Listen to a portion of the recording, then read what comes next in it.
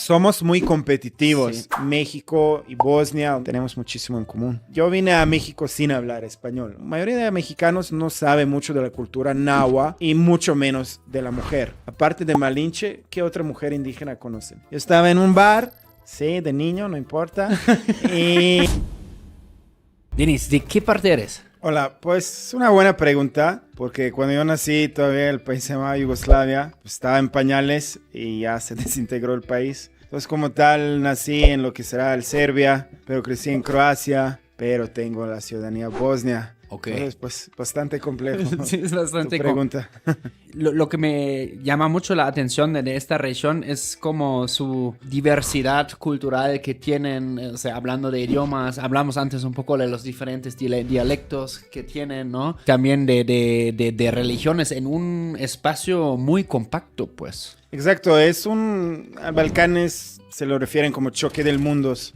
Obviamente este mundo viejo, de Asia, África, Europa, justo estamos como entre Medio Oriente, Turquía, y el mundo occidental, Austria. Entonces estamos como en mitad del camino entre, digamos, Viena, Austria, y Turquía, Estambul. Entonces siempre Balcanes han sido como un choque de mundos desde tiempo de los romanos, que ya el imperio romano se dividió justo en lo que hoy en día es la frontera entre Bosnia y Serbia. Entonces sí, desde la antigüedad, desde miles de años, los Balcanes eran así como un choque de mundos. Y sí, es muy compacto, muy complejo, 3 grandes religiones. Sí, la verdad es un lugar único en el mundo, creo, en ese sentido. Sería catolicismo, Ortodoxo y los musulmanes. Islam, claro. Islam, sí, como tal. Entonces, en Bosnia, por ejemplo, el país que represento aquí, sí, efectivamente son 3 etnias, 3 lo que llaman pueblos constitucionales y que van por 3 religiones también. Órale. Sí. Los ¿cómo se diría? Sí, todos son bosnios, ajá, pero digamos que la composición del país constitucionalmente hay bosnios croatas, bosnios serbios y bosnios bosniacos. Y eso va también dividido por la religión, que los bosnios serbios generalmente son ortodoxos, cristianos ortodoxos, los bosnios croatas católicos y los bosniacos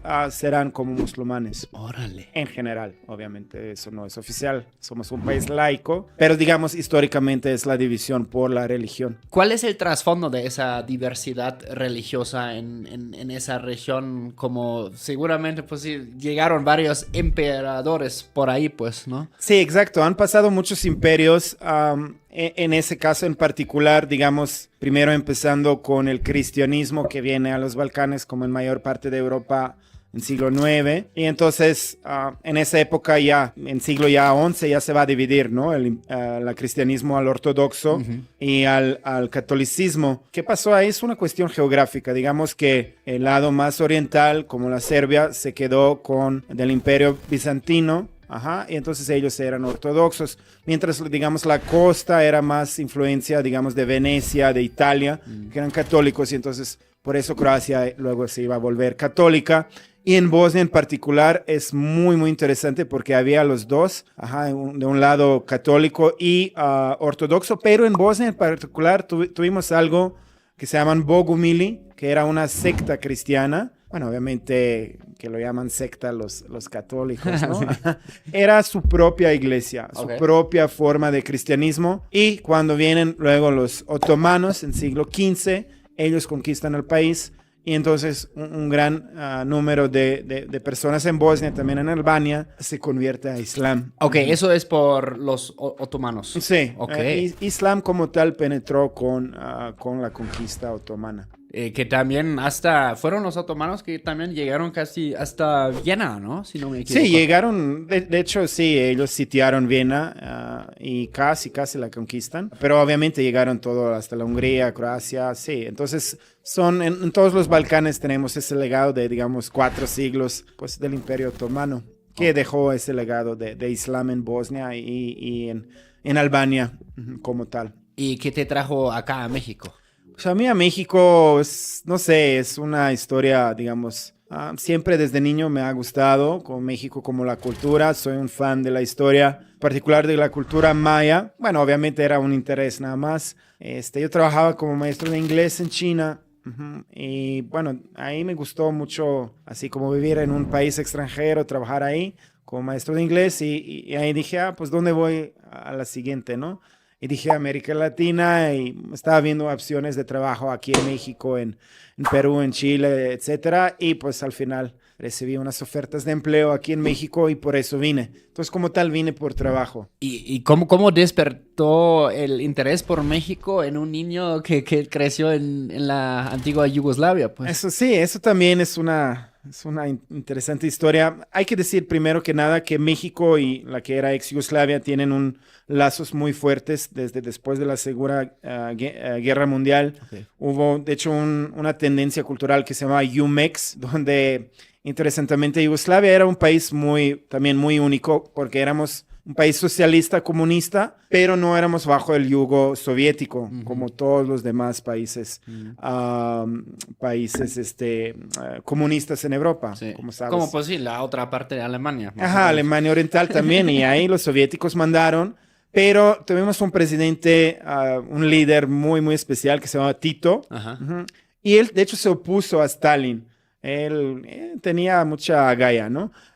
Y él le dijo no a Stalin y Stalin obviamente se enfadó y por eso Yugoslavia estoy hablando ahí finales de 40, principios de 50 del siglo pasado y fuimos como expulsados de una manera del mundo comunista y obviamente también la cultura que era el cine soviético que era fuerte, pues fue prohibido. De otro lado, obviamente, en esta época el cine estadounidense, el americano, también obviamente eran capitalistas, entonces pues no era propicio para el régimen político tener películas, digamos, estadounidenses en Yugoslavia en esa época. Entonces nos volvimos como fans de la cultura mexicana. Órale. Entonces todo ese también coincide con la época del cine dorado, de la época dorada de México, de Indio Fernández, etcétera, que eran súper populares en Yugoslavia. Entonces, digamos que en esa época, entonces siempre hubo como un acercamiento y no sé, un amor para México en Yugoslavia en particular. En mi caso en particular, digamos que primera memoria consciente que tengo de este país, como te digo, siempre era un fan de historia. Entonces yo me recuerdo hasta la fecha, tengo muy grabado en mi mente, cuando fui ahí, yo crecí en Croacia, recién llegamos y yo fui a la biblioteca pública y fui a la sección de la historia y me recuerdo ahí viendo el libro así, hojeando, y ahí estaba esa escena famosa de la historia mexicana de el último discurso de Moctezuma, el último Tlatoani mexica, y me recuerdo mucho esa escena donde él está tratando como de apaciguar el pueblo que está alzándose contra españoles y está ahí Moctezuma en su plumaje, en su traje muy colorido y obviamente ahí los españoles conquistadores atrás de él. Se me quedó grabado cómo se veía Moctezuma. Es como, wow, nunca he visto yo en mi vida un traje así, un plumaje y me encantó. Entonces como que desde ahí ya nace ese interés en la cultura e historia mexicana. Órale, no. Sí. Es que eso es un dato curioso, como que, pues por ejemplo, a Alemania, sí creo que chance que llegaron también una que otras películas, ¿no? Pero sí como hay muchas regiones en el mundo donde lo que comentaste del cine dorado en México que pegó y dejó pues su huella, ¿no? Absolutamente, y cuando yo crecía eran las telenovelas, ¿no? El 90s, 2000. ¿Y les ponen como doblaje o algo? Sí, no le ponen doblaje, es lo bueno ahí. ¿Subtítulos? Sí, son subtítulos. Entonces sí, podría yo escuchar español, además español mexicano. Ajá, entonces, obviamente no lo aprendí así, pero digamos que igual algunas cosas ya se quedaron inconscientemente. Entonces ya sabías algo de español cuando comenzaste básicamente tu camino. Realmente no, obviamente era nada más, era niño viendo esas series y como tal, pues sí, yo vine a México sin hablar español, o sea, mi español era en cero y pues sí, lo aprendí aquí como tal. ¿Cuánto tiempo llevas, más o menos? Ya justo cumplí este mes, hace unos días, 11 años. ¡Órale! Aquí en el país, así es. ¿Es cierto que el Balcano y México tienen muchas cosas en común? Absolutamente cierto. Ahí, como comenté eso de UMEX, música, por ejemplo, música balcánica es bastante parecida a la norteña, Ajá. que aquí la música con muchas trubas y acordeón, Sí. sí, que es muy popular en el norte y también, por ejemplo, en Serbia hay competencias de tocar acordeón. Entonces la música es muy similar y obviamente como yo me enfoco mucho en la historia, sí, históricamente siento que nuestros pueblos ancestrales, que aquí son los mayas, los nahuas, tienen mucho en común con mis pueblos ancestrales y sí, siento que como psicológicamente México y Bosnia o México y Balcanes occidentales, que es esa cultura, sí, tenemos muchísimo en común. Lo que yo me acuerdo de los compas con... Es que dato curioso también, antes hablamos también un poco de eso. En Alemania, la influencia de la cultura, pues, ex-yugoslava, ¿no? De todos sus países, hasta la fecha está en las grandes ciudades, en muchas partes. Y, pues, sobre todo en los 90s, yo me acuerdo en la escuela básica, creo que era bosnio, incluso, Ivan Arlović se llamaba. Sí. Era Qué bueno que te recuerdes de apellido y lo Iban pronuncias a bien. sí. Era un tipazo. Y éramos muy contentos de tenerlo en el equipo porque, no sé, ya medía unos 3 cabezas más que nosotros en esa edad y tenerlo en el equipo siempre, siempre ganó los partidos para nosotros. Y ya luego, sí me acuerdo de otro Sedat. ¿Será un nombre de allá? Senad. Chance. Sí, Sí. bosnio, sí, es un nombre bosnio, Senad. Sí. Y también como sí, como mucha, lo que me fascina del Balcano también, lo que comentábamos antes, ¿no? Tienes como Albania de un lado, que es completamente diferente a la parte donde tal vez hablan serbo. Son mayormente, bueno, en Albania hay cristianos y son También hay cristianos y musulmanes, musulmanes en ese país también. La mayoría son musulmanes en Albania, pero sí hay una minoría fuerte cristiana. ¿no? Órale. Pero sí, lo que decías poquito de tu país, sí, hay muchos. De hecho, él es el país donde más diáspora de Balcanes Occidentales está, es en Alemania. De hecho, yo también tengo amigos ¿Sí? de Bosnia que viven en Alemania. Sí, de hecho, de niños, muchos de nosotros aprendimos alemán por los cartoons, ¿no? Por ver así como tele alemana. Ajá, entonces sí, de hecho alemán es, después de inglés, el segundo más hablado Órale. idioma extranjero en los Balcanes occidentales. Y obviamente desde la guerra, desde antes, los Gastarbeiter, ¿no? Entonces sí, hay una diáspora muy fuerte Sí. en Alemania, incluso en Austria, en Suiza. Sí, justo ahora el término que mencionaste es Gastarbeiter, ¿no? Es trabajador, ¿te la sabes hasta el término? Sí, Como en alemán, es el término es como trabajador huésped, ¿no? Huésped, sí, Gaster, guest. Ajá. Ujú. Y pues llegaron en los años 60 mayormente Sí.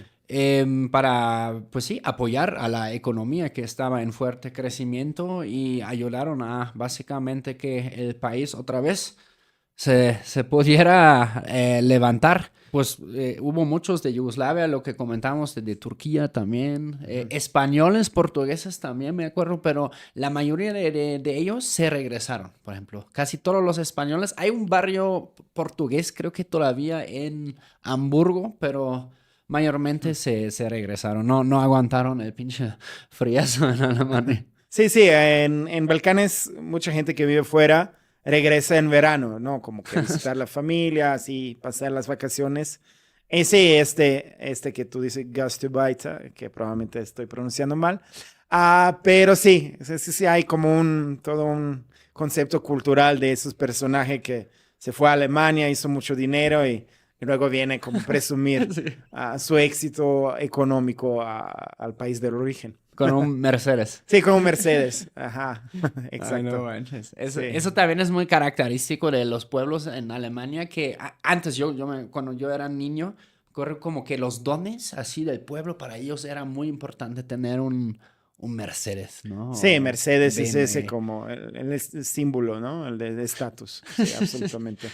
Oye, y también hoy nos trajiste aquí, súper interesante, un libro que tú escribiste. ¿Cuál es el título y de qué Sí. se trata? Es correcto, sí, justo como mencionas, ese es mi libro que se llama Conquista Femenina, como una mujer real y una virgen celestial pudieron cambiar la historia de México, que sí estoy promoviendo, de hecho ya tiene 3 años que ya se publicó aquí en español, Sí, un poco relacionado con lo que te contaba de mi interés de historia, de mi amor por la historia. Y bueno, cuando vine a México, yo escribía un otro libro de filosofía. Entonces, no es como que ese libro no fue planeado, fue así Ok. como muy, muy espontáneo. Ajá. Y nace de mi observación de la cultura mexicana en comparación con, digamos, colonialismo en Balcanes. Mencionabas poco eso del choque de muchos imperios, de Balcán siendo una región llena de historia, de varios imperios, de muchas conquistas, mucho sufrimiento de nuestro pueblo ancestral que tuvo que aguantar de los conquistadores, imperios. Entonces, esa Yugoslavia que mencioné tuvo una fuerte cultura anticolonial, antiimperial. O sea, nosotros siempre como que odiábamos a los imperios británicos, español, hoy en día gringo, ¿no? Entonces, como cuando vine en México, yo vine mucho con ese sentimiento de, ay, pobrecitos pueblos indígenas, cómo los conquistaron, cómo los explotaron. Pero lo que observé en México, a diferencia de mi país, que hay también mucho, pues también mucho como orgullo en este lado español. Ajá. Por ejemplo, hay gente aquí que yo he conocido, varias personas que dicen, ah, mi abuelo era español, y lo dicen con cierto orgullo, que para mí, por ejemplo, será muy difícil en Serbia, por ejemplo, en Croacia, que alguien dice, ah, mi abuelo era turco. Es como, no. O sea, eso es algo que si fuera el caso, ya te callas. Y es como nadie quiere presumir el origen del conquistador. Denis, muchas gracias por Ah, venir, platicarnos un ratito. Ya saben, mana, eso es Choque Cultural, el podcast que rompe burbujas y une culturas. Nosotros nos vemos muy pronto. Chao, chus, agur. chao. Chao. Zdravo. Zdravo.